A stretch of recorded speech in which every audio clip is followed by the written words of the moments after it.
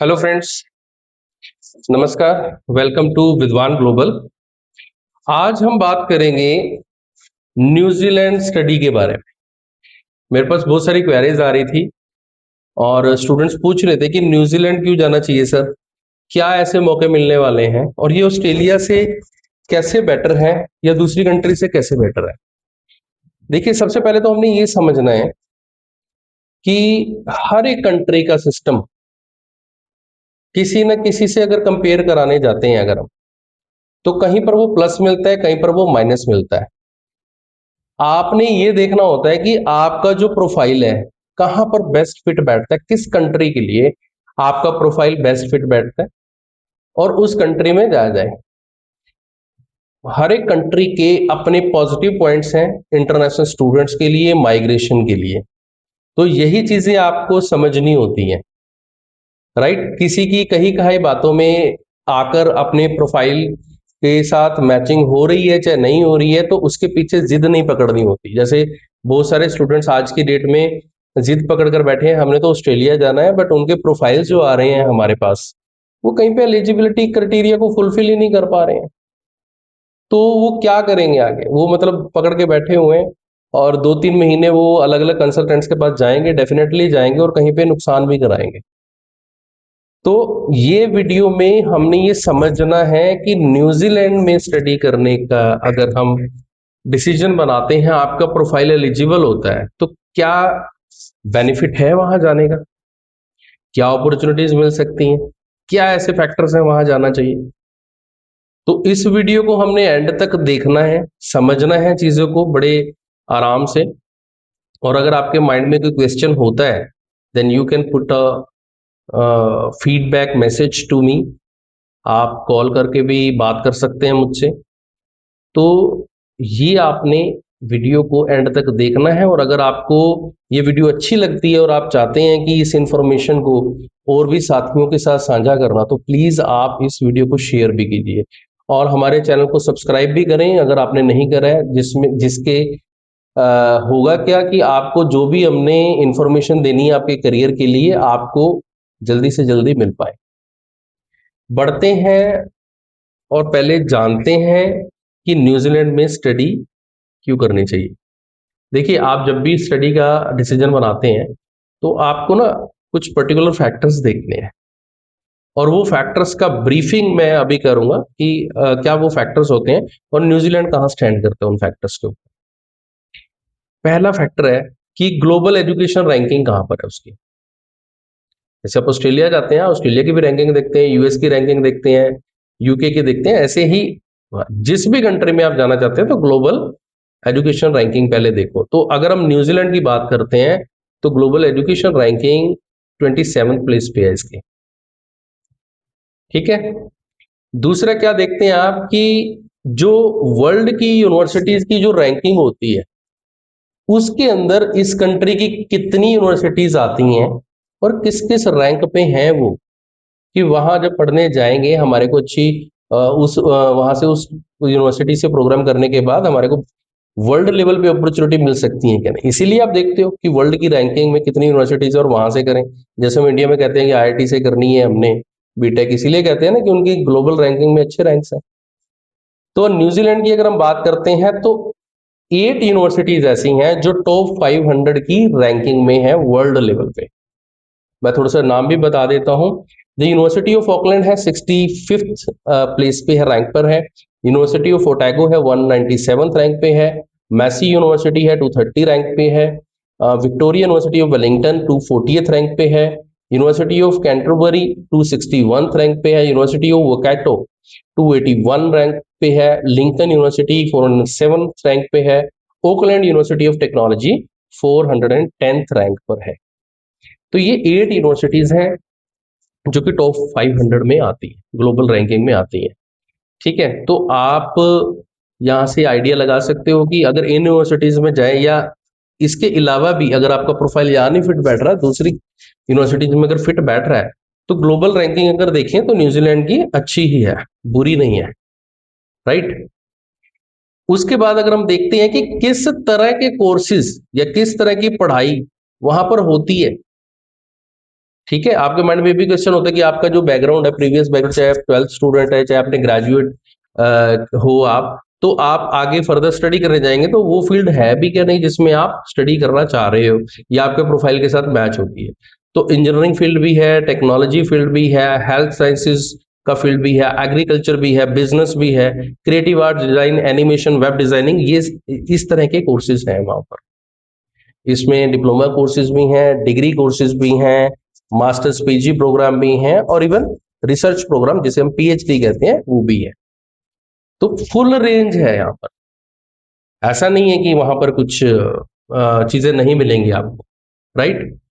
उसके बाद आती है कि ड्यूरेशन ऑफ कोर्सेज किस तरह के होते हैं, कि ज्यादा ऐसा तो नहीं है कि 4-4 साल की डिग्रीज हो रही है, बैचलर्स डिग्री, और कोई ऑप्शन ही नहीं है। तो फ्रेंड्स, वहां पर शॉर्ट टर्म के वोकेशनल कोर्सेज भी हैं, 1 ईयर वाले भी हैं, 2 ईयर्स के डिप्लोमा कोर्सेज भी हैं, डिग्रीज भी हैं, बैचलर्स डिग्रीज अंडर ग्रेड की 3 साल की, मास्टर्स प्रोग्राम है 2 साल वाले हैं, पीएचडी प्रोग्राम है, आप रिसर्च करने जाना चाहते हो वो भी है।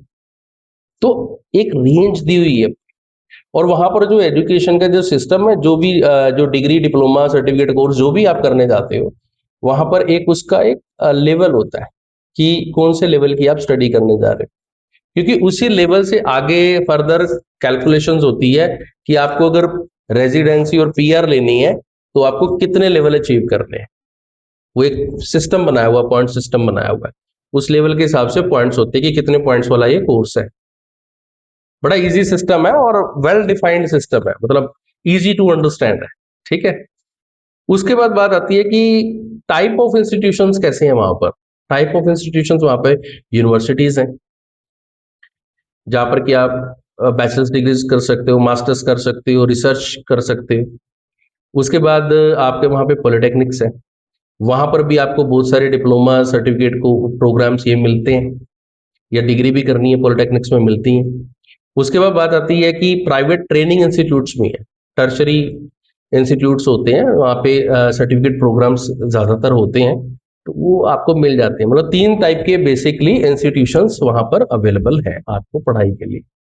उसके बाद बात आती है कि सर खर्चा कितना होगा, कि वहाँ पर पढ़ने का, रहने का कितना खर्चा होता है एक स्टूडेंट का। तो फ्रेंड्स, अगर हम बात करें कि एवरेज ट्यूशन फीस की अंडर ग्रेजुएट स्टूडेंट के लिए, मैं एक कंबाइंड स्टडी के ऊपर बात कर रहा हूं अभी, तो 20-22 हजार न्यूजीलैंड डॉलर से लेकर 35,000 न्यूजीलैंड डॉलर्स तक की अंडर ग्रेजुएट की 1 ईयर की ट्यूशन फीस होती है। यानी कि मान के चलो कि 10-11 लाख से लेकर आपकी 16-17 लाख रुपए तक के बीच, इंडियन करेंसी में अगर कैलकुलेशन करेंगे तो इसके बीच की आपकी 1 ईयर की ट्यूशन फीस होती है, आप अंडर ग्रेजुएट अगर आप कोई बैचलर्स डिग्री करने जाते हैं, राइट। अब ये भी ध्यान रखना, ये जो इंडियन करेंसी में करिए, आज की डेट में न्यूजीलैंड डॉलर 50 रुपए के आसपास है, राइट।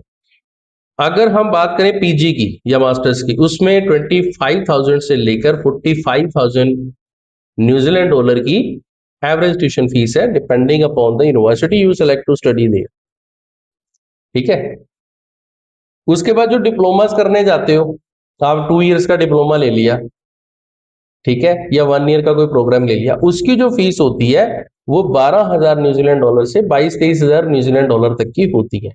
जैसे आपको 2 साल का कोई ग्रीन लिस्ट का आप सर्टिफाइड कोर्स करने जाते हो, जो ग्रीन लिस्ट में आ जाता है, उसको करने के बाद अगर वो कोर्स करने जाते हो तो आराम से आपको अच्छी किसी कॉलेज में, पॉलिटेक्निक में, आपको आराम से 20,000 न्यूजीलैंड डॉलर की एनुअल फीस के ऊपर मिल जाता है, ठीक है ना, यानी कि 10 लाख रुपए 1 साल की फीस। उसके बाद बात आती है कि वहां पर कॉस्ट ऑफ लिविंग क्या, रहने का खर्चा कितना है।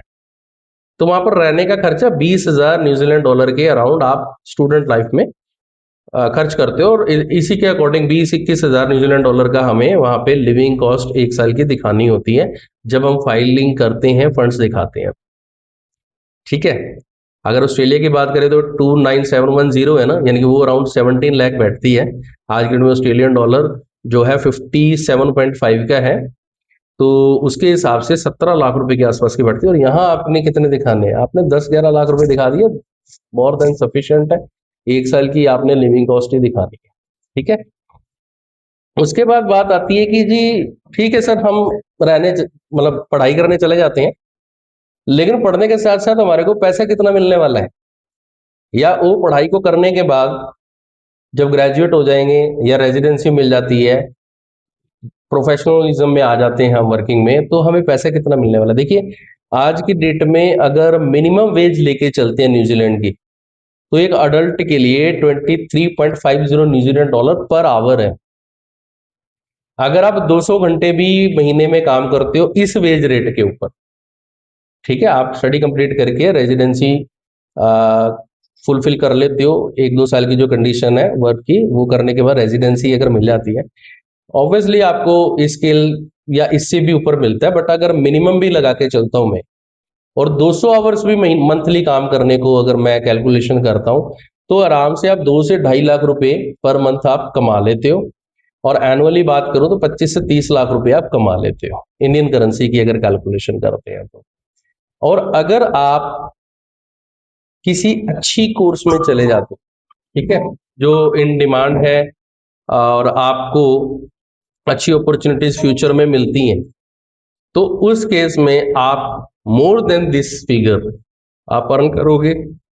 आप उस और उससे आप ये देखोगे कि सेविंग्स कितनी हो रही है। जैसे कि लिविंग कॉस्ट अगर हम इसमें चेक कर रहे हैं कि लिविंग कॉस्ट अगर आपकी 1 साल की 10 लाख 11 लाख रुपए आ रही है, और अगर हम कंपैरिजन करने बैठे हैं ऑस्ट्रेलिया वालों से कि ऑस्ट्रेलिया में वहां रहने की कितनी कॉस्ट आती है, वहां आती है 17 लाख रुपए।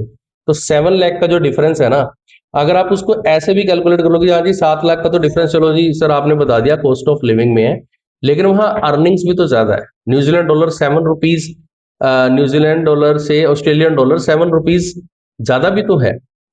अगर आप वो कैलकुलेशन भी कर लेते हो, प्लस आप जो मिनिमम वेज वहां पर है एक अडल्ट की ऑस्ट्रेलिया में जो राइटिंग में है, आप उसको भी देखते हो जो 24.5 है। अगर आप उससे भी कैलकुलेशन करते हो ना और डिफरेंस निकाल के देखते हो, तो 2 से 3 लाख रुपए आप न्यूजीलैंड में फिर भी सेविंग्स कर रहे होंगे एक्स्ट्रा। आप कैलकुलेशन करके देख लेना, आप 200 घंटे काम की लगाओ कैलकुलेशन, मिनिमम वेज रेट की कैलकुलेशन लगाओ, उससे जो कैलकुलेशन आएगी, जो आंसर आएगा, उसमें से आप कॉस्ट ऑफ लिविंग माइनस कर दो, और फिर आप देखना आप 2 से 3 लाख, मतलब 2.5 से 3 लाख रुपए के बीच में आप न्यूजीलैंड में लेकर ज्यादा सेविंग्स कर रहे होंगे, राइट। और इसके साथ बात है, ठीक है सर हम कमा लेंगे, पता नहीं काम मिलेगा क्या, नहीं काम मिलेगा ना, अगर आप सही कोर्स चूज कर रहे हो। जैसे कि मैंने ग्रीन लिस्ट वर्ड पहले भी बोला था, ग्रीन लिस्ट के बारे में भी कोई एक पर्टिकुलर वीडियो बनाएंगे, उसमें ग्रीन लिस्ट का भी पूरा बताएंगे। बट ग्रीन लिस्ट एक ब्रीफ में मैं बता देता हूँ। एक ऐसी लिस्ट है जिसमें कुछ ऑक्यूपेशंस डाले हुए हैं उन्होंने, जैसी ऑक्यूपेशन लिस्ट इसमें होती है ना ऑस्ट्रेलिया में, इसी तरह से वो ग्रीन लिस्ट की है। तो ग्रीन लिस्ट में एक ऑक्यूपेशन की एक लिस्ट बनी हुई है, उसमें जो भी इन डिमांड जो चीजें चल रही होती हैं रैंक के हिसाब से वो डाली हुई हैं, और उनको फुलफिल करने के लिए अगर हम कोर्स करते हैं, जिसे हम जनरल लैंग्वेज में यहाँ इंडिया में कहते हैं ग्रीन लिस्ट का कोर्स दे देंगे, है ना, तो वो अगर कोर्स करते हैं तो definitely you will get better chances to get job, क्योंकि आप वो कोर्स कर रहे हैं जो इन डिमांड है, आपको काम तो मिलेगा ही, राइट, और वेज भी अच्छी मिलेगी उसमें। तो वो कोर्स करने जाओ, वो पढ़ाई करने जाओ, जैसे कि आपका 100% अराउंड की आपको श्योरिटी हो कि ये कोर्स करने के बाद मेरे को काम मिलेगा, अब वो कोर्स करो ना। समझ गए मेरी बात। तो ऐसा नहीं है वहां काम नहीं मिलेगा या आपको कोई प्रॉब्लम है या कुछ है, आपने जरूरी नहीं है कि यहाँ पर एक डेली एक दिहाड़ी लगाने वाला काम करने जाना है। आप थोड़ा सा ऊंचा होकर सोचो कि आप पढ़ाई करने लाखों रुपए लगा के जा रहे हो, तो आप आगे तक का फ्यूचर सोच के चलो कि मैंने एक अच्छे लेवल पे आकर काम करना है, या जिस भी पर्टिकुलर पढ़ाई में, जिस भी पर्टिकुलर फील्ड में आपका इंटरेस्ट है, उसी फील्ड में काम करना है। ठीक है, अब इंटरेस्ट की बात करता हूँ। कुछ ऐसे कोर्सेज भी हैं, जैसे एग्रीकल्चर से रिलेटेड, एग्रीकल्चर इंडस्ट्री है वहाँ बड़ी अच्छी, तो एग्रीकल्चर से रिलेटेड भी होते हैं कोर्स वहाँ पे ना। तो वहां पे कुछ लोगों का इंटरेस्ट होता है कि यस मैंने तो एग्रीकल्चर से रिलेटेड करना है। एग्रीकल्चर से रिलेटेड बहुत सारी, मतलब एक बहुत बड़े वास्ट फील्ड ऑफ स्टडी है ये। इसमें बहुत एग्रीकल्चर रिलेटेड मशीनरीज भी आ जाती हैं, टेक्निक्स भी आ जाती हैं, ठीक है, तो ये सारी जो चीजें हैं, वहाँ बच्चे पढ़ाई करते हैं तो अच्छे चांसेस भी मिलते हैं। ठीक है, इंटरेस्ट के हिसाब से। ये तो मैंने एक एग्जांपल लिया कि जैसा आपका इंटरेस्ट हो वो पढ़ाई करो, ग्रीन लिस्ट को कंसीडर करके वो कोर्स चूज करो, आपको डेफिनेटली अच्छे रिजल्ट्स मिलते हैं, अच्छी इनकम भी होती है। उसके बाद बात आती है कि सर ठीक है जी, हमने पढ़ाई कर ली, पैसा भी कमा लिया, पढ़ाई पूरी हो गई हमारी, सपोज करो कि बैचलर्स डिग्री पूरी हो गई 3 इयर्स की, उसके बाद क्या? पीआर कितने टाइम में होगी हमारी?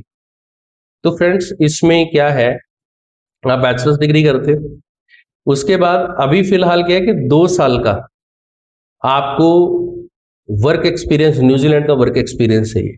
यानी कि वहां पर स्टडी करने के बाद 2 साल आप न्यूजीलैंड में काम करो, पोस्ट स्टडी वर्क वीजा लग ही जाएगा आपका। 3 इयर्स की डिग्री करिए, 3 इयर्स का पोस्ट स्टडी वर्क वीजा लग गया, उसके ऊपर आपने 2 साल आपने न्यूजीलैंड का वर्क एक्सपीरियंस लिया, 5 साल हो गए। 5 साल के बाद आप एलिजिबल हो गए रेजिडेंसी के लिए, आप रेजिडेंसी की फाइल लगा देते हो, रेजिडेंसी की फाइल का सम मंथ्स में रिजल्ट आ गया, आप रेजिडेंसी मिल गई। उसके बाद 2 साल और स्पेंड करने हैं वहां पे रेजिडेंसी के ऊपर, आपने 2 साल और स्पेंड किया, पीआर हो गए, कोई नहीं रोक सकता आपको, आपके पॉइंट्स इतने अर्न हो गए हैं, आपको रोक ही नहीं सकते। और मैं क्यों कह रहा हूं रोक नहीं सकते हैं, इसके पीछे एक लॉजिक भी है, पीछे भी मैंने एक वीडियो बनाई थी, आप न्यूजीलैंड की जो पीछे कुछ मंथ्स की ही अगर आप न्यूज चेक करेंगे, उनके पार्लियामेंट में क्या चल रहा है, वहां की जनरल पब्लिक के अंदर क्या चल रहा है, you will come to know कि वहां पर बहुत सारे जो पुराने लोग थे, उनके पीआर थे, सिटीजन्स थे, उन्होंने मूव कर लिया दूसरी कंट्रीज में, ऑस्ट्रेलिया मोस्टली जाते हैं। ठीक है, तो वहां पर पॉपुलेशन की अगर डेंसिटी देखें कि टोटल कितना है, डेंसिटी क्या, टोटल पॉपुलेशन कितनी है, तो अराउंड 54 लाख है। ठीक है, एरिया के हिसाब से भी मतलब ठीक है, 54 लाख की पॉपुलेशन है। और उसमें अगर हम देखें कि वहां का फर्टिलिटी रेट क्या है, 1.56 पर वुमेन है, यही सेम रेट ऑलमोस्ट ये ऑस्ट्रेलिया में भी है। तो वो वहां के लोग जो देखते हैं, सरकार जो देखती है कि यहाँ पर हमारी पॉपुलेशन कम हो जाएगी, आगे हमारे को काम करने वाले लोग भी चाहिए, इसीलिए वो इमिग्रेंट्स को बुलाते हैं, इंटरनेशनल स्टूडेंट्स के थ्रू ज्यादा बुलाते हैं, या स्किल्ड माइग्रेशन के थ्रू वर्कर्स को बुलाते हैं, आपने देखा ही होगा, है ना। तो इसलिए आप अगर पढ़ाई करने जाते हो, सीरियसली पढ़ते हो, काम करते हो, रेजिडेंसी लेते हो, फिर आपकी पीआर भी कोई नहीं रोकेगा, आराम से आप पॉइंट अर्न करोगे, आप पीआर हो जाओगे। अब बात आती है जी सर हम पीआर ले क्यों, वहां की क्या बेनिफिट होने वाले हैं हमको?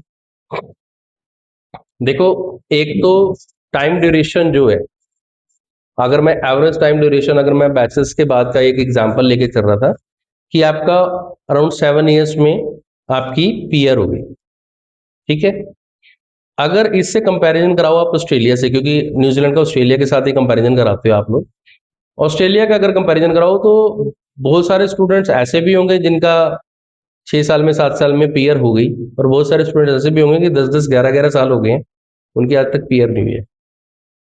और मैं खुद पर्सनली, मेरे पास फोन आए हैं जिन्होंने 11-11 12-12 साल ऑस्ट्रेलिया में पढ़ाइयाँ करी, कोर्स चेंज करते थे, पहले जो गए थे ना कोर्स चेंज करते रहते थे, हाँ जी ये एलिजिबिलिटी पूरी नहीं हो रही, फिर दूसरे कोर्स में एडमिशन ले लिया, काम भी कर रहे हैं, पैसा तो कमा लिया, but they couldn't get their PR. वो वापिस आ गए इंडिया में, वापिस है, पंजाब के हैं कई स्टूडेंट्स, मेरे से पर्सनली बात हुई है, तो उनको मिल नहीं पाई है क्योंकि क्राउड भी उतना है, एप्लीकेशंस, नंबर ऑफ एप्लीकेशंस भी ज्यादा है। तो क्यों लेगा, आंसर यही छुप के बैठता है कि आप एक ऐसे, अगर ज्यादा आप ऐसे कंपेटिटिव एनवायरनमेंट में जा रहे हो जहां पर कि बहुत सारी एप्लीकेशंस ऑलरेडी लगी हुई हैं पीआर के लिए, तो वो आपकी जो वेटेज है अगर कम है तो आपकी पीआर नहीं हो पाएगी, आपके पॉइंट्स कम आ रहे हैं, पीआर नहीं हो पाएगी। लेकिन यहाँ क्या है कि नंबर ऑफ एप्लीकेशंस कम है, पीआर होने की संभावनाएं बहुत ज्यादा है, क्योंकि आप देखो कि बहुत सारे लोग वहां से मूव हुए हैं, तो आपको चांस मिलेगा। दूसरा क्या है कि कई लोगों का सपना होता है कि ऑस्ट्रेलिया में जाना है, चलो न्यूजीलैंड में वो चले गए, पहले पीआर हो गए, पीआर होने के कुछ साल बाद they can move to Australia, होते भी हैं बच्चे, है ना। या न्यूजीलैंड से ऑस्ट्रेलिया नहीं जाना, और कहीं अगर उनका मन करता है कि नहीं यार चलो वहां चलते हैं, तो वहां चले जाते हैं। पासपोर्ट की आप रैंकिंग देखो, न्यूजीलैंड की बहुत अच्छी है, न्यूजीलैंड का पीआर होने के बाद आपको क्या चाहिए, चाहे न्यूजीलैंड हो, ऑस्ट्रेलिया हो, बड़ी अच्छी पासपोर्ट रैंकिंग है, आपको पता ही है ना। तो इसलिए ये पीआर होने का बेनिफिट है वहां पर। ठीक है, अब बात आती है कि सर आपने बता दिया कि हाँ जी इस टाइप की एजुकेशन सिस्टम है, ये कोर्सेज हैं, इतना उसका ट्यूशन फीस है, लिविंग कॉस्ट है, पीआर इतने टाइम में हो जाएगी, वेजेस इतनी मिलेंगी, इतना पैसा हम अर्न कर लेंगे। सर हमारा प्रोफाइल एलिजिबल भी है क्या नहीं? या आपके माइंड में भी क्वेश्चन होगा कि हमारे तो ऑस्ट्रेलिया के लिए एलिजिबल है, हम क्यों जाए न्यूजीलैंड? तो फ्रेंड्स ये जो वीडियो बना रहा हूं ना मैं आपकी सिर्फ इसी को डिफरेंशिएट करने के लिए बना रहा हूं। बहुत सारे स्टूडेंट्स आज भी डिलेमा में हैं कि उनका प्रोफाइल ऑस्ट्रेलिया के लिए एलिजिबल है क्या नहीं है।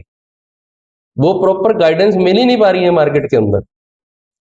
बहुत सारे जो एजेंट्स कंसल्टेंट्स हैं, आप कोई प्रोफाइल लेके चले जाओ, हाँ जी करा देंगे, हो जाएगा साडा ते काम है हुई है। तो आपका प्रोफाइल एलिजिबल है भी नहीं है ऑस्ट्रेलिया के लिए, फिर भी हो जाएगा। और कई केसेस तो मैंने सुने फेक डॉक्यूमेंट, मतलब ऑफर लेटर पकड़ा दिए उन्होंने, और उसके बाद कहते जी वीजा फाइल कर देते हैं। वीजा फाइल किया, पता नहीं उसका लगाया भी या नहीं लगाया, क्या किया है। कईयों के साथ तो ऐसा हुआ जी, कहे जी हमारा तो मेडिकल ही नहीं हुआ आज तक, 2 महीने हो गए मेडिकल ही नहीं हुआ, हैप आईडी नहीं जनरेट हुई, होती क्या पता ही नहीं है उनको, और फीस उनके अकाउंट से भरी गई। अब उनकी एप्लीकेशन लगी और किसी की लगी, दे डोंट नो, बाद में झगड़े। तो ऐसे जो केसेस आए तो इसी के लिए, मतलब इस इन्हीं चीजों को सुन के ये मन करता है कि आप लोगों को एक प्रॉपर गाइडेंस दी जाए।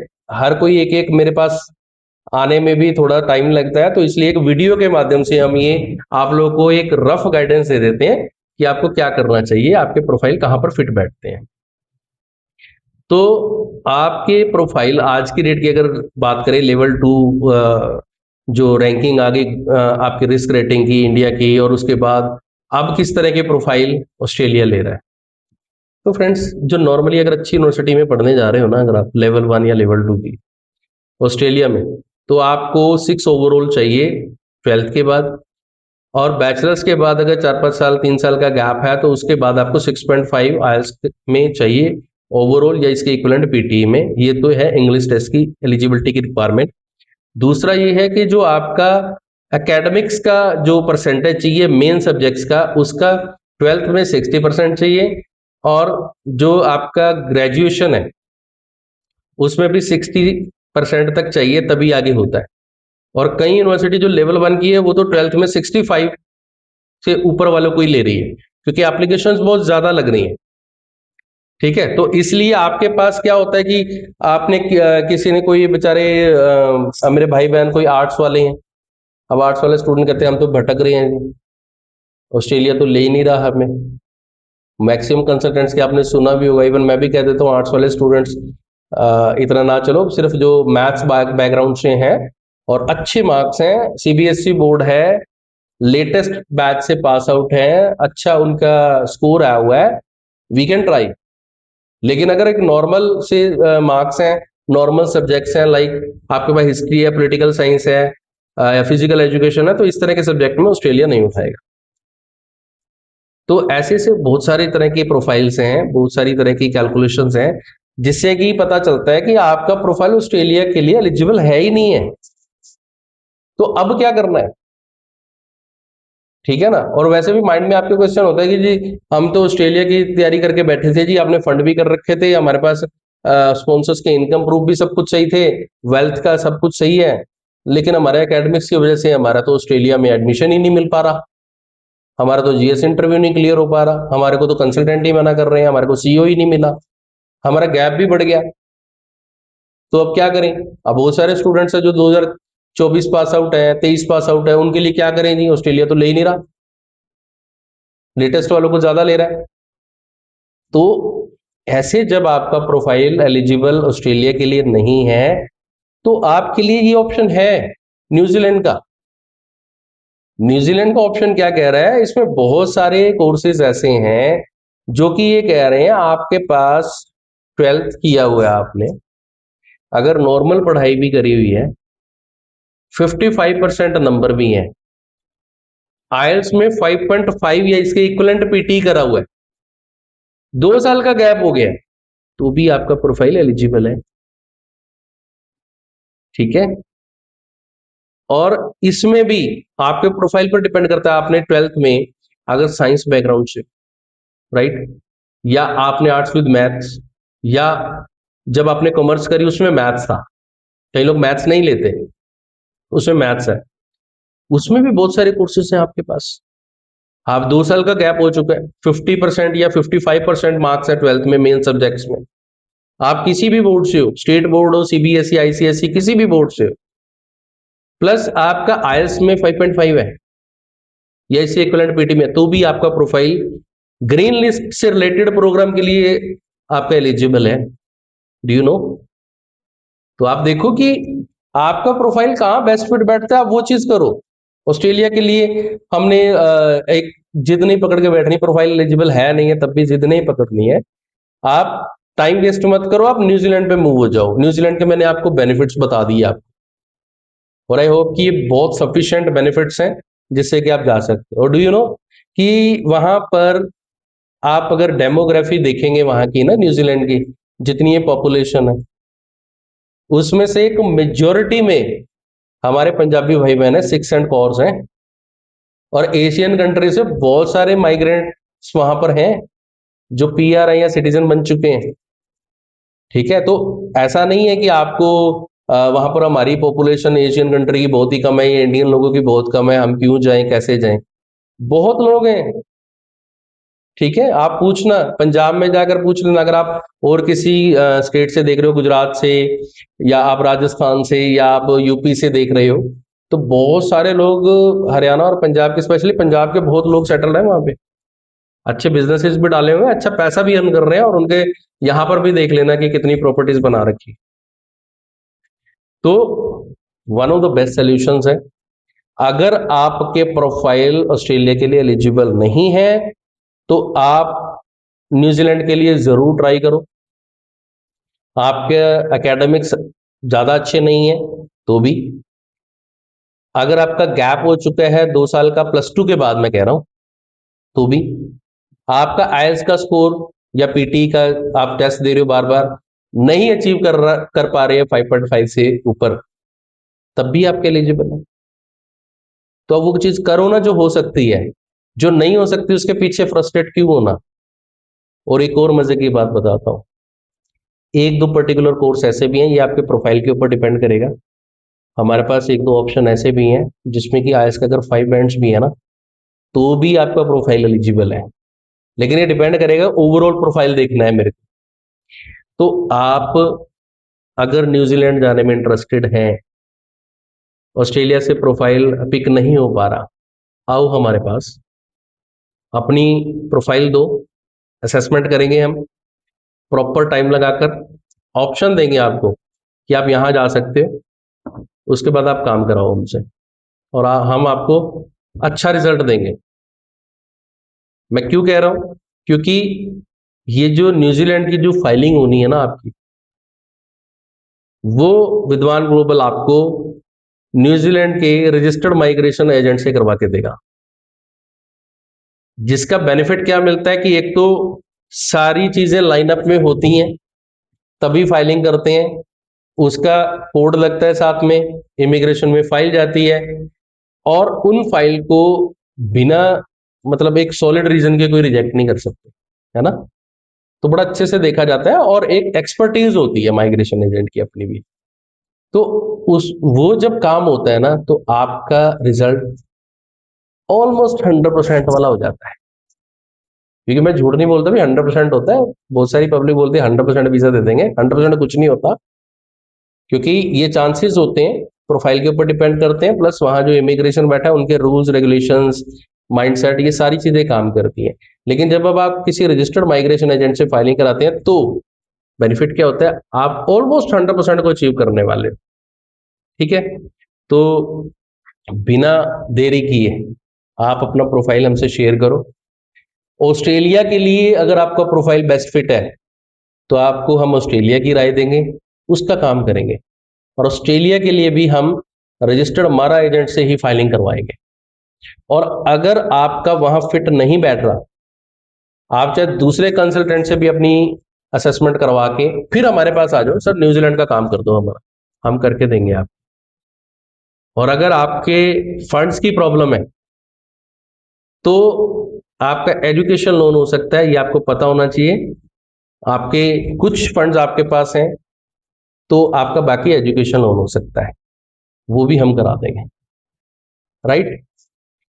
सबसे इंपॉर्टेंट बात जो लास्ट में बताने के लिए रखी थी, बहुत सारे लोगों को ये होता है कि जी ठीक है, हम काम करवाते हैं सर, हमारा रिस्क कितना रहेगा? तो रिस्क की बात सुन लो।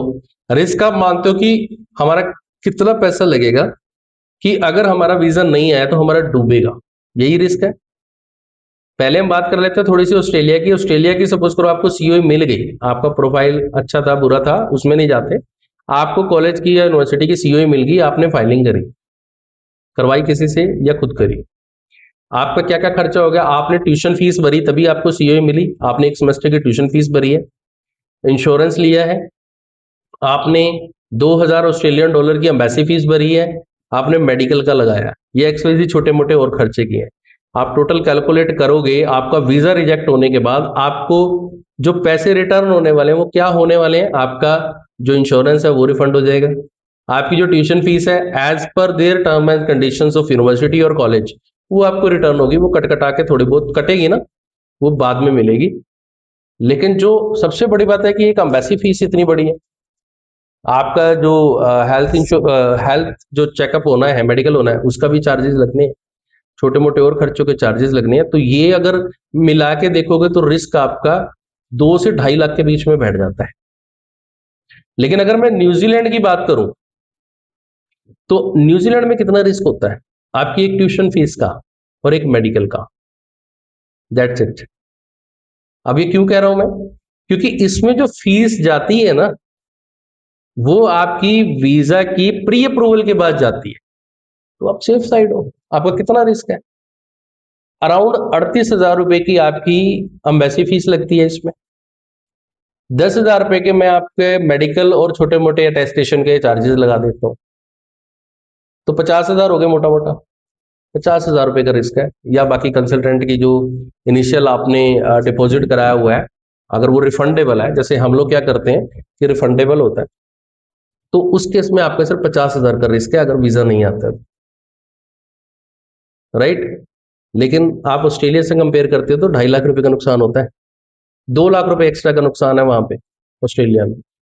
तो कई बार ऐसा होता है कि आप ऐसे कंसल्टेंट के पास जाते हो कि जिन्होंने आपका प्रोफाइल को प्रॉपरली असेस नहीं किया, आप मिसगाइड हो गई, आपके पास सीओई आ गई, वीजा फाइल कर दिया, क्योंकि एम्बेसी फीस आपने लगानी है, जो ट्यूशन फीस है आपने भरनी है, चाहे आपका एजेंट कंसल्टेंट भी भर रहा है वो आपसे एक्स्ट्रा पैसे ले लेता है, या फंड फंड दिखाया जी उसके नाम के पैसे ले लेता है, तो उसमें आपके पैसे का नुकसान होता है ज्यादा। तो आप इसलिए न्यूजीलैंड का आप ट्राई करो, राइट। तो सारी जो इस वीडियो का लास्ट है वो यही है कि अगर आपका प्रोफाइल ऑस्ट्रेलिया के लिए इन एलिजिबल है, हल्का है, then you can try New Zealand as your study destination, as a destination for making your future brighter, to make your family happy, वहां पर पीआर होकर, ठीक है। तो जल्दी से अपना फोन उठाएं, स्क्रीन पर दिए नंबर पर हमसे कांटेक्ट करें, मुझसे आकर मिलें, ऑफिस में मिलें। कुरुक्षेत्र हरियाणा में हमारा ऑफिस है, एक ही जगह। और अगर आप किसी दूसरी स्टेट से हैं या कुरुक्षेत्र से दूर किसी सिटी में हैं, आप ऑनलाइन मेरे से प्रोफाइल अपना भेजें, डिस्कस करें, उसके बाद जो हम ऑप्शन देंगे उसके बाद आप दूर बैठे भी हमसे काम करा सकते हैं। ऑनलाइन ही सारे काम हो जाते हैं आज की डेट में, राइट। तो और बेहतर जानकारी के लिए और वीज़ा फाइलिंग के लिए ज़रूर हमसे कांटेक्ट करें। थैंक यू, नमस्कार, मिलते हैं नेक्स्ट वीडियो में आपके लिए।